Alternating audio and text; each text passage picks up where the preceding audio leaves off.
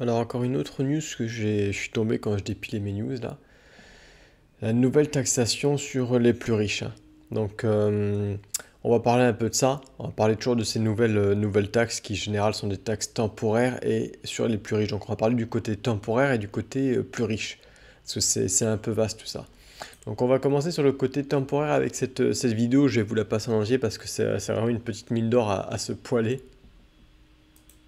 Oui, on a deux mesures dans ce PLF qui ont un caractère temporaire. La contribution des grandes entreprises, et ça, on peut comprendre à la limite, parce que ça fait un taux d'IS relativement important, et accepter la limitation dans le temps. Là, c'est une mesure de justice fiscale, et moi, je pense qu'une mesure de justice fiscale n'est pas limitée dans le temps. Donc, il est un peu ridicule de la limiter dans le temps si elle est bien étudiée, bien paramétrée, bien équilibrée. Et on voit qu'on a encore à travailler sur le texte. Je pense qu'il n'y a pas de raison qu'on la limite dans le temps. Président, j'ai toujours pensé que le risque des impôts transitoires et ciblés, c'est qu'ils deviennent rapidement permanents et élargis. Je ne savais pas que ça serait aussi rapide et que l'amendement tomberait aussi vite. Donc moi, je suis opposé à cet amendement parce que je ne souhaite pas qu'un impôt transitoire devienne permanent. Monsieur Lefebvre. Oui, Monsieur le Président, merci beaucoup. Je rejoins ce que dit Monsieur Juvin. De deux choses l'une, soit il s'agit d'un mécanisme de lutte contre l'optimisation fiscale, et auquel cas il doit devenir pérenne, mais si c'est une contribution exceptionnelle qui vise à du rendement, elle doit être évidemment temporaire.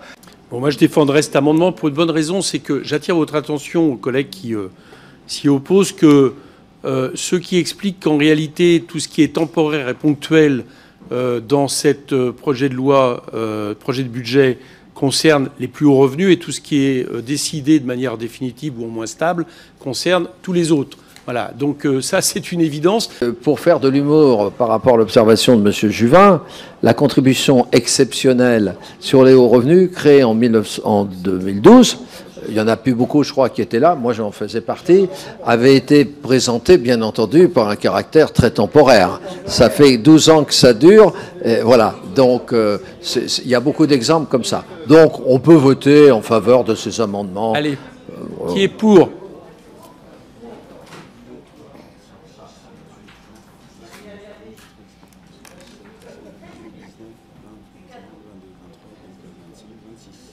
Qui est contre?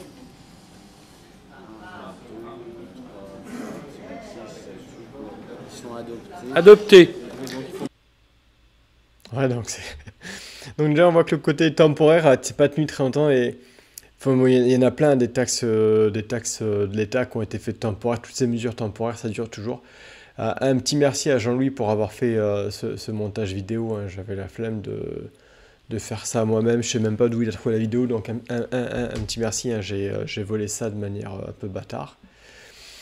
Et sur le côté, donc là, le côté temporaire, c'est marrant, même avec son exemple de la vieille loi de 2012 qui est encore temporaire, qui est encore là, enfin bon, c'est assez classique. Là, je voulais parler maintenant du côté des plus riches. Et ça m'a rappelé ce qui s'est passé pendant Covid avec les taux d'intérêt négatifs sur les comptes en banque européens. Donc ça a surtout touché les Pays-Bas, d'autres pays européens. Je pense qu'en France, ça n'a pas trop touché les Français. Je pense que les taux devaient être proches de zéro, mais pas négatifs. C'était plus les Pays-Bas qui étaient emmerdés par ça. Enfin bon, j'ai retrouvé cette vieille news de 2022 sur lequel la banque dit qu'ils vont mettre des taux d'intérêt négatifs sur les banques en compte, mais uniquement des plus riches, des gens qui ont plus de 100 000 euros. Donc c'était en 2022. Donc voilà, la définition du plus riche était 100 000 euros en 2022. Alors on rigole un petit coup.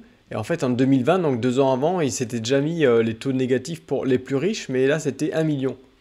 Donc en 2020, ça targetait les plus riches qu'on définissait avec les gens qui ont plus d'1 million sur leur compte.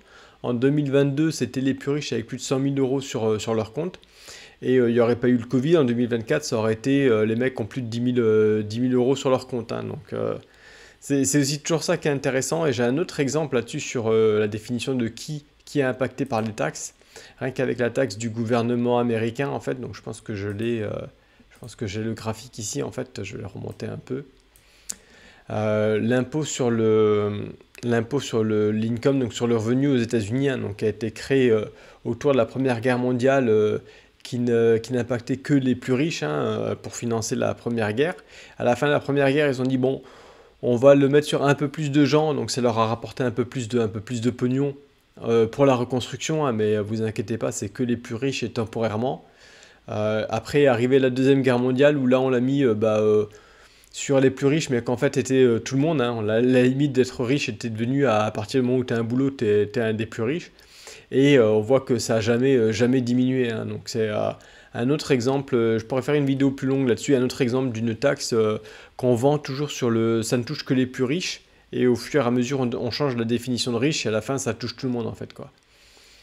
Donc voilà, je voulais juste faire une petite vidéo là-dessus parce que j'ai vu cet article passer et ça m'a fait marrer toutes ces histoires de taxes temporaires, taxes sur les plus riches. À la fin, dans 10 ans, on en parlera encore et tout le monde la paiera. Hein. Donc le temporaire, vous pouvez oublier et le plus riche, au bout de quelques années, c'est tout le monde en fait. Hein.